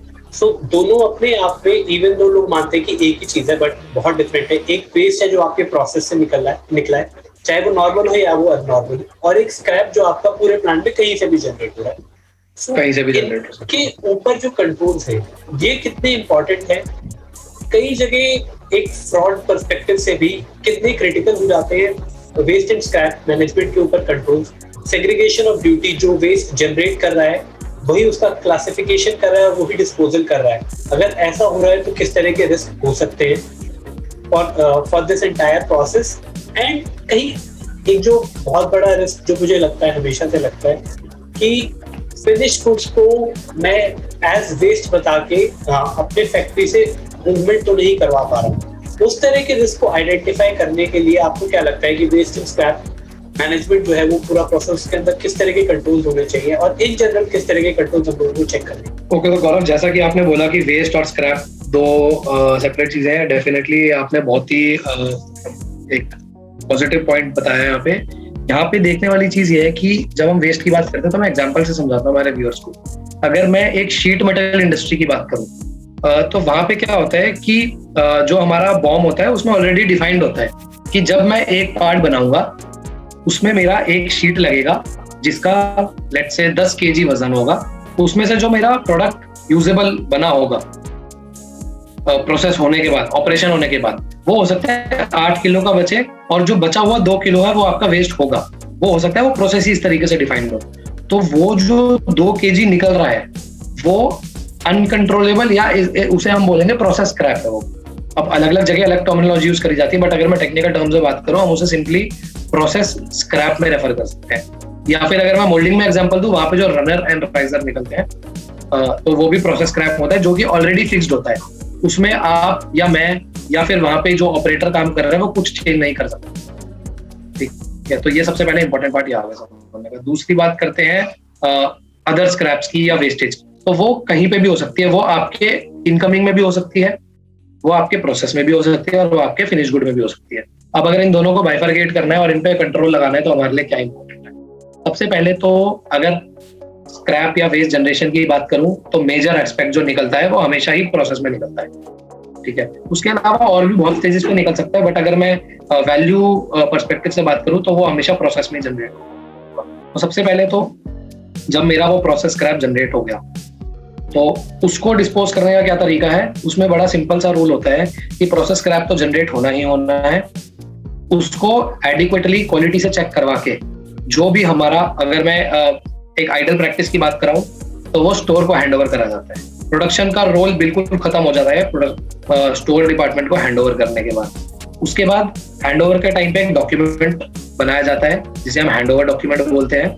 वो हमारे ऑडिट पर्सपेक्टिव के लिए एक प्रूफ हो जाता है टू वेरीफाई, एंड देन उसको हम स्क्रैप यार्ड में ले जाते हैं। यहाँ पे चेक करने वाली चीज इंपॉर्टेंट हो जाती है कि क्या हमारे स्क्रैप यार्ड में एडिक्वेटली लॉक इन की फैसिलिटी है या नहीं, या उसे कोई इनडायरेक्टली एक्सेस तो नहीं कर रहा। तो ये तो बात होगी प्रोसेस स्क्रैप की। अब बात करते हैं वेस्टेज की, जहाँ पे आप बोल रहे थे कि कहीं ऐसा तो नहीं हमारे अच्छे प्रोडक्ट को भी वेस्ट बता के आगे फेंका जा रहा है। तो यहाँ पे इंपॉर्टेंट रोल आ जाता है क्वालिटी डिपार्टमेंट का।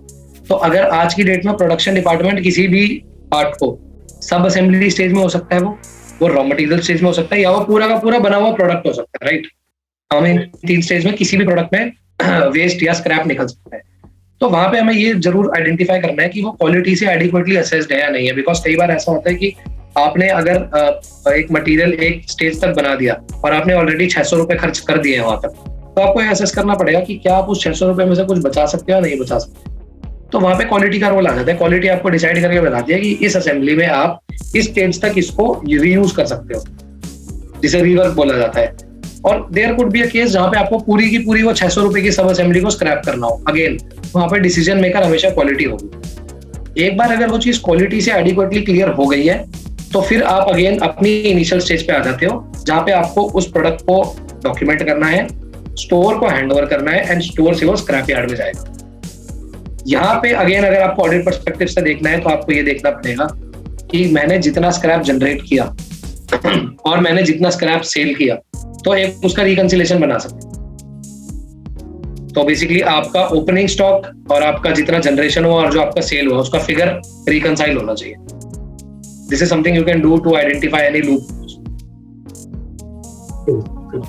एंड इवन मुझे लगता है कि इनके जो वेंडर्स हैं, जो मेरी इनसे बिडिंग हुई है रेट्स के ऊपर, इसके ऊपर किस तरह के कंट्रोल्स हैं, क्योंकि ये रिवर्स प्रोसेस हो गया। अगर आप प्रोक्योरमेंट को पूरा घुमा दें, क्योंकि कस्टमर के साथ जो मैं कस्टमर के साथ डील करता हूँ दैट इज क्वाइट डिफरेंट, उसको कैसे सामान बेचता हूँ, बट स्क्रैप वेंडर को अलग तरीके से सामान बेचता हूँ, तो उसके ऊपर क्या कंट्रोल्स है वो भी डेफिनेटली चेक करना इज इम्पोर्टेंट। और उसकी पेमेंट कैसे हो रही है, प्राइसेस किस तरह से मिल रहा है, कैसे मैंने टेंडरिंग की है, बिडिंग की है। So I think this discussion would be very much relevant. आज मुझे ऐसा लग रहा है कि मुझे मेहनत नहीं करनी, बस सवाल पूछने हैं। प्रशांत is there to answer all the questions. So moving on to the next topic, प्रशांत, अभी हम क्योंकि वेस्ट की बात कर रहे थे, जगह जगह पे क्वालिटी का जिक्र आया था, तो आपको क्या लगता है कि जो क्वालिटी मैनेजमेंट है वो कितना क्रिटिकल है? क्वालिटी के अंदर कुछ टेक्निकल चीजें जैसे कि सैम्पलिंग कितना किया जाए, कैसे किया जाए, उसके ऊपर कुछ गाइडलाइंस जो may be international best practices हो सकती है या वो इंडस्ट्री स्पेसिफिक प्रैक्टिसेस हो सकती है। कुछ इंडस्ट्री में जैसे आप ऑटोमोबाइल का एग्जांपल दे रहे थे कि पीपीएम पार्ट्स पर मिलियन का कंसेप्ट चलता है, तो बिल्कुल पसंद नहीं करते कि उनके क्वालिटी डिफेक्ट्स आए। तो ये पूरा ओवरऑल अगर किसी को एक लेमैन अगर कोई फाइनेंस बैकग्राउंड से पर्सन जा रहा है और उसको क्वालिटी एरिया का रिव्यू करना है, क्योंकि अब ये प्रोडक्शन का तो आपने समझ के हमें पता है कि हमें कौन सी 6 चीजें पूछनी है, हमें सवालों के जवाब मिल जाएंगे, तो will get into that audit, at least हम लोगों को will get to set a foot there. But quality के अंदर आपको क्या कहना है कि क्या क्या चीजें हम लोग फोकस कर सकते हैं? ऑलराइट, तो अगर देखो क्वालिटी की अगर मैं आपको बात करूं, क्वालिटी मल्टीपल स्टेजेस में इन्वॉल्व होती है एक पूरे इंडस्ट्री में।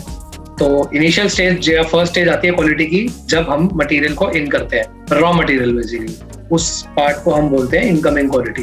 तो ऑब्वियसली अगर मुझे अपनी लाइन पे कोई मटेरियल बनाना है वो up to the correct quality होना चाहिए, तभी मैं उसको अपनी लाइन पे यूज कर सकता हूँ। अदरवाइज वो डिफेक्ट कैसे फ्लो होगा, वो सबसे पहले डिफेक्टिव मटेरियल आपके पास आएगा, फिर आपकी लाइन से बनकर आपके कस्टमर को जाएगा एंड सो ऑन, वो चीज डिफेक्ट कंटिन्यू होती जाएगी। तो सबसे पहले तो हमें अपने प्रोडक्ट की क्वालिटी को इनकमिंग पे ही कंट्रोल कर लेना है। तो उस स्टेज पे क्या होता है कि इनकमिंग में हमारे पास मटेरियल बहुत सारे फॉर्म्स में आ सकता है वो पाउडर फॉर्म में हो सकता है वो सॉलिड फॉर्म में हो, इंजेक्शन मोल्डिंग का पार्ट हो सकता है, कोई केमिकल हो सकता है, कोई फ्यूल हो सकता है, फॉर एग्जांपल डीजल हो गया, फर्नेस ऑयल हो गया। तो इन सब के quality standard, quality parameter quality के पास ऑलरेडी डिफाइंड होते हैं, राइट। क्वालिटी टीम का एज अ क्वालिटी कंट्रोल क्या रोल रहता है, वो ये रहता है कि जब जब भी कंपनी में मटेरियल इनकमिंग हो तो मैं उसका एज पर हमारे sampling plan adequately sample collect करूं, उसका क्वालिटी एनालिसिस करूं, उसके बाद ही वो material physically as well as in terms of system को प्रोडक्शन के पास यूज होने के लिए जाए। देखो, अगर तो आप उस मटेरियल को फिजिकली नहीं कंट्रोल करोगे और आपने सिस्टम में कंट्रोल कर लिया तो रिस्क क्या है, वो लाइन पे यूज हो जाएगा। और अगर आप इसका वाइस वर्सा कर दो कि आपने फिजिकली तो कंट्रोल कर लिया बट सिस्टम में क्लियर हो गया, तो आपकी इन्वेंट्री मिसमैच हो जाएगी। उसका रीजन क्या है कि क्वालिटी प्रोडक्शन के पास तो आ गया मटेरियल बुक करने के लिए सिस्टम में, बट एक्चुअली में वो मटेरियल फिजिकली तो अभी भी हमारा पास ही नहीं हुआ है, राइट। तो आपका वहाँ पे इन्वेंट्री मिसमैच होने का बहुत ज्यादा रिस्क रहता है। तो एक इंपॉर्टेंट पार्ट यहाँ पे क्वालिटी का ये आ जाता है कि आप अपने इनकमिंग मटेरियल की क्वालिटी कंट्रोल करते हैं। उसके बाद हम बात करते हैं WIP की। हमारा मटेरियल क्वालिटी से तो ओके हो गया, बट क्या वो लाइन पे भी एडिक्वेटली परफॉर्म कर रहा है, नहीं कर रहा, उसको हम बोलते हैं इन प्रोसेस क्वालिटी।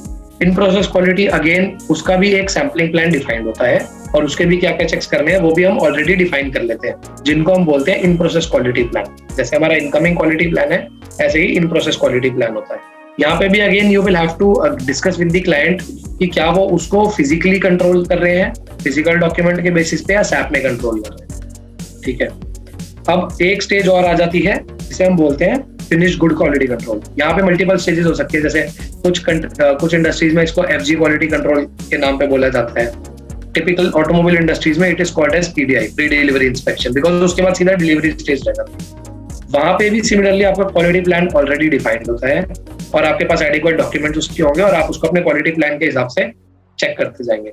यहाँ पे जो देखने वाली चीज आ जाती है वो ये आ जाती है कि क्या जो हमारे ओवरऑल क्वालिटी हो रही है चेक, क्या वो एज पर हमारा सैंपल प्लान हो रही है, नहीं हो रही है, और क्या अगर कोई चीज हमारी डेविएशन हो रहा है किसी चीज में स्टैंडर्ड से अप या डाउन है, तो क्या हम उसको एडिक्वेटली कंट्रोल कर रहे हैं या नहीं कर रहे हैं। अगर मैं बात करूं क्वालिटी कंट्रोल की इन टर्म्स ऑफ डेविएशन, तो हो सकता है कि उस मटेरियल को आपको रन भी करना पड़े, जिसे हम बोलते हैं कि डेविएशन प्रोवाइड करना, फिर आपको उसके डॉक्यूमेंटेशन भी वेरीफाई करना पड़ेगा। इन टर्म्स ऑफ सैप अगर बात करूं तो ये सब चीजें QA32 रिपोर्ट में ही कंट्रोल होती है। अगर इनकमिंग रिकॉर्ड की बात करूं वो भी आपको QA32 रिपोर्ट से ही मिलेगा, और अगर मैं फिनिश गुड की बात करूं वो भी आपको QA32 रिपोर्ट से ही मिलेगा। आपको सिर्फ करेक्ट कोड पता होना चाहिए और आपके पास वो रिपोर्ट होनी चाहिए, तो यू कैन इजीली असेस कि कौन से मटेरियल में किस डेट को क्या क्वालिटी चेक हुई है। एक और एस्पेक्ट जो आप यहाँ पे गौरव चेक कर सकते हैं इनकमिंग स्टेज पे, तो वो आप ये चेक कर सकते हैं कि क्या हमारी एडिक्वेटली या टाइमली हमारी क्वालिटी चेक हो रही है नहीं, बिकॉज डिलेज इज समथिंग की जो आपके एंड प्रोडक्ट को अफेक्ट कर सकता है।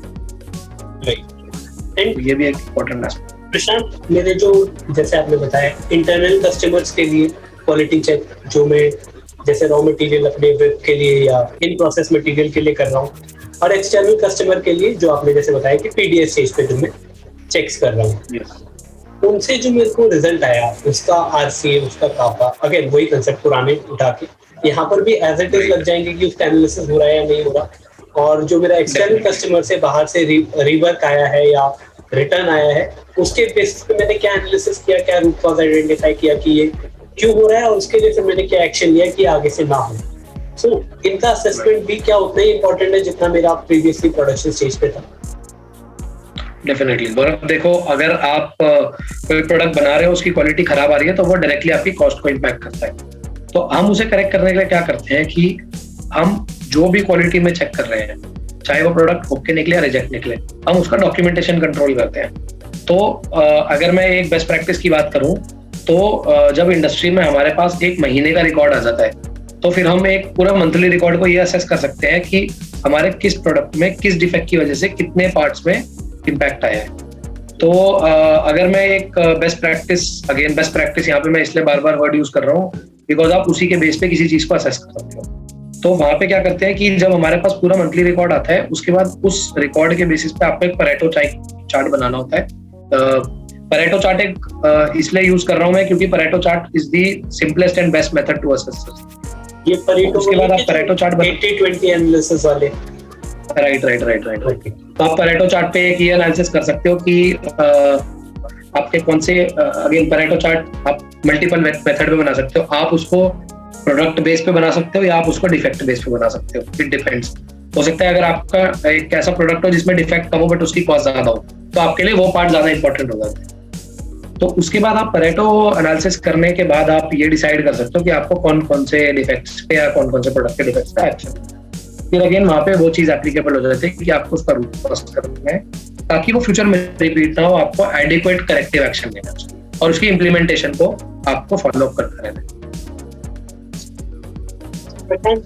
आप एक माइंडसेट लेके जाते हैं, आपके पास कुछ की कॉन्सेप्ट्स हैं कि स्ट्रक्चरली गवर्नेंस पर्सपेक्टिव से चीजें किस तरह से काम करती हैं। आपका एसओडी है, मेकर चेकर है, आपके एसओपी का एडहेरेंस कैसे हो रहा है। तो आपके पास हाँ जी, अगर आपके पास एक बेसिक अंडरस्टैंडिंग है किस तरीके से चीजें होनी चाहिए, तो आप कहीं भी जाके ऑडिट कर सकते हैं। It is not a big thing. आपको जस्ट समय स्पेंड करना है, आपको समझना है, आपको सीखना है, एंड देन आप उनके एक्सपीरियंस से सीख के उनको अलग अलग इंडस्ट्री से जो आपने सीखा वो बेस्ट प्रैक्टिसेस या अलग अलग डिपार्टमेंट से उनके साथ शेयर कर सकते हैं, डिस्कस कर सकते हैं और ट्रांसफर कर सकते हैं। तो इसलिए मैं कह रहा हूँ कि अगर आप लर्निंग माइंडसेट लेके जाएंगे, आई थिंक कोई भी एक ऐसा एरिया नहीं है जो आपको टू टेक्निकल लगेगा। There is always room to learn, always room to improve. अच्छा, एक दो टॉपिक जो मुझे याद आ रहे हैं and I don't want to miss this in this video.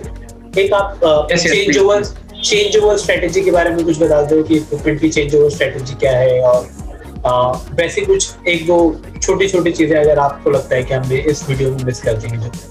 Discuss कर सकते जैसे चेंज ओवर पर्सपेक्टिव, बिल्कुल चेंज ओवर एक अगेन मैंने बीच में एक रेफर किया था बड़ी जो इंडस्ट्रीज होती है जहाँ पे ब्रेकडाउन्स काफी कॉमन होते हैं, और वहाँ पे हम बात कर रहे थे कि root cause analysis mostly 24 hours या 12 आवर्स के बाद ही करा था। तो चेंज ओवर उसी का पार्ट होता है। हमारे इंडस्ट्रीज में इतने सारे इक्विपमेंट्स होते हैं कि आप एक इक्विपमेंट में रिलाई नहीं कर सकते, ठीक है। तो आपको वहां पे क्या करना पड़ता है, चेंज ओवर इक्विपमेंट्स के साथ ही बेसिकली डिजाइन का ही पार्ट होता है। जब भी वो एक इंडस्ट्री डिजाइन होती है तो वहां पे चेंज ओवर इक्विपमेंट्स हमेशा अवेलेबल होंगे। तो जिन यहाँ पे 3 या 4 चीजें होती है जो चेंज ओवर का इंपॉर्टेंट पार्ट बन जाती है, वो होती है pumps, Motors, generators and compressors.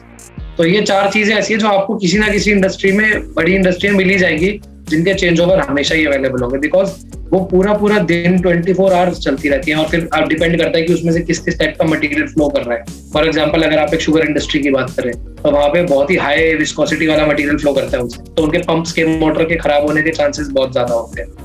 तो यहाँ पे एक रिव्यू पर्सपेक्टिव से जो चीज आती है वो ये आती है कि आप अपने चेंज ओवर इक्विपमेंट के प्रिवेंटिव मेंटेनेंस का कितना ध्यान रख रहे हैं, क्या आपका कोई चेंज ओवर शेड्यूल है या नहीं है, ठीक है। तो इन 2 पर्सपेक्टिव से आपको उन चीजों को असेस करना बहुत इंपॉर्टेंट है।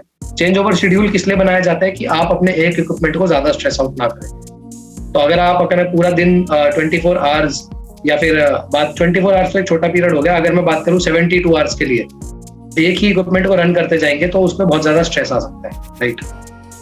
तो इंडस्ट्री क्या करती है, अपने दोनों इक्विपमेंट को एडिक्वेटली यूज करने के लिए चेंज ओवर शेड्यूल बना देती है। हर इक्विपमेंट के लिए इंडिविजुअल होता है कि from this day to the next day of change over हम ये इक्विपमेंट रन करेंगे और उस दिन हम उस इक्विपमेंट को चेंज ओवर कर देंगे। अगेन अगर किसी इंडस्ट्री में किसी इक्विपमेंट का चेंज ओवर शेड्यूल नहीं है तो आपको ये भी अंडरस्टैंड करना पड़ेगा कि क्या उसके पीछे कोई एडिक्वेट रीजन है। सेकेंडली, क्या हम अपने स्टैंड बाय इक्विपमेंट की मेंटेनेंस कर रहे हैं, एडिक्वेटली नहीं कर रहे। कहीं ऐसा तो नहीं कि जिस दिन मेरा ओरिजिनल रनिंग इक्विपमेंट खराब हो गया और मैंने अपने स्टैंड बाय को स्टार्ट किया तो वो स्टार्ट ही नहीं हुआ। उसका रीजन यही हो सकता है कि उसकी एडिक्वेटली मेंटेनेंस नहीं हो। तो इसीलिए चेंज ओवर शेड्यूल एक बहुत इंपॉर्टेंट एस्पेक्ट आ जाता है जहाँ पे भी चेंज ओवर इक्विपमेंट होते हैं। अभी हम लोग एक टर्म की बात कर रहे थे, चेंज। तो मुझे याद है एक प्लांट में गया था तो एक बहुत बड़ा चार्ट था, एक इवेंट डिपार्टमेंट बन गया था उसके ऊपर, MOC, management of change, change management.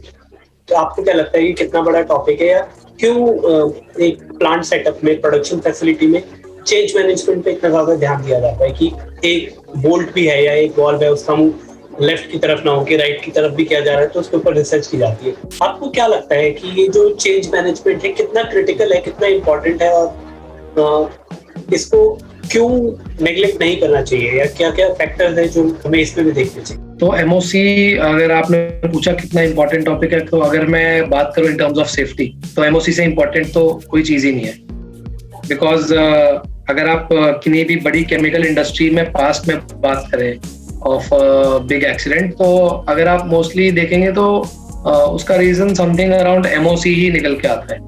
तो मैनेजमेंट ऑफ चेंज एक ऐसी चीज है जो आपके इंडस्ट्री में, अगर आप अपने प्रोसेस में एक छोटा सा एस्पेक्ट भी चेंज कर रहे हो तो क्या वो इन terms of safety and in terms of process operation maintenance adequately change हो रहा है, उसको कंट्रोल करने के लिए होता है। जैसे कि आपने बताया, अगर आपने एक बोल्ट को लेफ्ट से भी राइट करना है तो उसको असेस करना बहुत इंपॉर्टेंट है कि वो उस पर्टिकुलर इक्विपमेंट से जो ऑपरेशन रन हो रहा है और जो उससे सेफ्टी इंपैक्ट आ सकता है प्लांट पे। ऑब्वियसली जब हम प्लांट की बात करें तो उसमें people and other things automatically include हो जाती हैं, तो कितना इंपैक्ट आएगा और हमारी कॉस्ट कितनी इनकर होगी, ठीक है। देखो, सबसे इंपॉर्टेंट एस्पेक्ट तो इसका सेफ्टी हो गया, सेकेंडली हमें कॉस्ट इंपैक्ट भी देखना होता है और हमारा उससे कितना बेनिफिट होगा।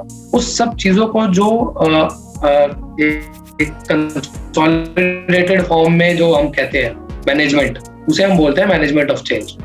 And yes, it is very important aspect जब हम किसी ऐसी इंडस्ट्री की बात करते हैं जहाँ पे सेफ्टी हैजर्ड बहुत ज्यादा होता है। तो शांत, क्योंकि आपने सेफ्टी की बात की, HSSE, health safety security and environment is very critical, and I feel कि अगर किसी भी एरिया से ये रिलेटेड है तो प्रोडक्शन से सबसे ज्यादा रिलेटेड है HSSE। और वर्क परमिट्स जो हम देखते हैं कि work at height, cold work, hot work, इस तरह के परमिट्स लेते हैं, HSSE इशू करता है। इंसिडेंट मैनेजमेंट, कि इंसिडेंट किसी को रिपोर्ट करना है तुरंत, कितना टाइम लगता है रिस्पॉन्स आने में। इसके अंदर ऐसे कुछ कंट्रोल्स हैं क्या जो अगर आप इन समरी बताना चाहें, जो एक ऑडिटर अगर देखना चाहे to cover along with this process? तो सबसे पहले तो आप फ्लोर पे जाने से पहले ही adequate PPE and safety measures का डिस्कशन कर लें, उससे आपको अपने रिव्यू में भी हेल्प मिलेगी। तो फॉर एग्जांपल पीपीई जो बोल रहे हैं ये वही है जो हम अभी कोविड में सुन रहे थे, प्रोटेक्टिव, राइट, बस उनका एस्पेक्ट डिफरेंट है। देखिए यस देखो ओवरऑल डेफिनेशन सेम है पर्सनल प्रोटेक्टिव इक्विपमेंट। प्लांट के टर्म में अगर बात करूं तो वो होता है कि आपको इंजरी ना हो। कोविड के लिए वो इसलिए था कि आपको कोविड ना हो। तो at the end of the day दोनों चीजें आपको किसी ना किसी हार्म होने से बचा रही है। तो अगर एक बेसिक पीपीई की बात करूं किसी भी इंडस्ट्री में, वो एक होता है helmet, hard helmet, hard top helmet हो गया, सेफ्टी शूज हो गए, और फिर goggles, gloves and gowns, depends on the industry. For example अगर आप फार्मा इंडस्ट्री में जाओगे तो आप बिना गाउन के अंदर नहीं जा सकते। अगर कोई ऐसी इंडस्ट्री है जहाँ पे केमिकल्स मैन्युफैक्चर हो रहे हैं तो वहाँ पे आपको हेलमेट एंड सेफ्टी शूज के साथ साथ ही आपको सेफ्टी ग्लासेस भी पहनने पड़ते हैं। तो it all depends on the industry आप जिसमें जा रहे हैं, ठीक है। तो आपको जब एक बार पीपीई पता चल गया तो आपको पूरे फ्लोर पे विजिट करते टाइम ये भी ध्यान रखना है कि आप एक रिव्यू पर्सपेक्टिव से वहाँ पे गए हैं तो क्या वहाँ पे एडिक्वेटली सेफ्टी जो डिफाइंड है पॉलिसीज वो फॉलो करी जा रही है, नहीं करी जा रही। तो I think this is more और less a very important aspect to cover.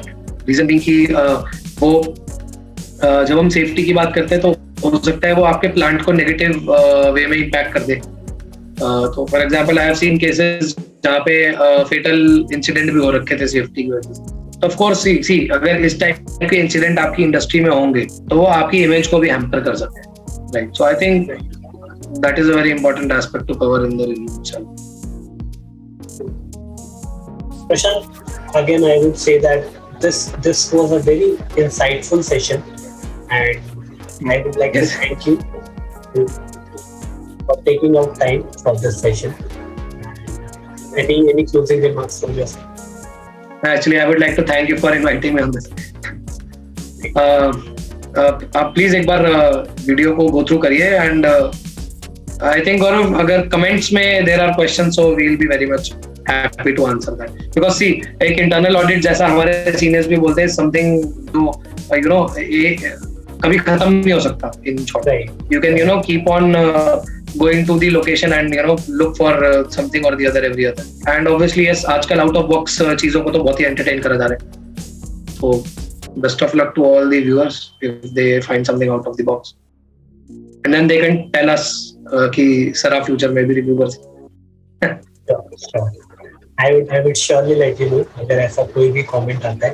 And I think जो चीज मुझे बहुत ज्यादा इंस्पायर करती है for these videos is sometimes people do approach me, जब मैं उनको कहता हूँ कि आप मुझे डायरेक्टली व्हाट्सएप पे अप्रोच कर सकते हैं with their problems and for seeking inputs, and somehow अगर उनका मैं 1% भी हेल्प कर पाता हूँ और इफ दे फील कि उनको एक्चुअली इस पूरे प्रोसेस से कुछ मिला even by spending 1 hour on the video, so I feel कि this hour that we have spent is justified। अगर हमने किसी सामने वाले के 2 घंटे बचाया, 1 घंटा 1 मिनट भी बचाया, तो 1 घंटा हमने वीडियो मिला तो 1 मिनट अगर किसी और का भी सेव किया है, so that is worth taking this chance or putting in this effort। So I think if viewers will keep on motivating us, मैं आप सबसे रिक्वेस्ट करूंगा कि आप जाइए, आप शेयर कीजिए वीडियोस, लोगों को बोलिए कि चैनल भी सब्सक्राइब करें, और अगर सब्सक्राइबर्स बढ़ते हैं तो आई विल ट्राई कि प्रशांत जैसे हम और भी फ्रेंड्स को इंट्रोड्यूस करें आपसे। बहुत सारे लोग हैं, बहुत गुडी लोग हैं जो आपके साथ बहुत सारी चीजें शेयर कर सकते हैं, बट अगेन उसके लिए आपका रिस्पॉन्स आना भी इम्पोर्टेंट है, सो दैट हमें पता चले कि एक्चुअल में आप क्या जानना चाहते हैं या आपका किस चीज में इंटरेस्ट है, so that we can put more videos. And again Prashant, I would like to thank you for joining me on this. Thank you Gaurav.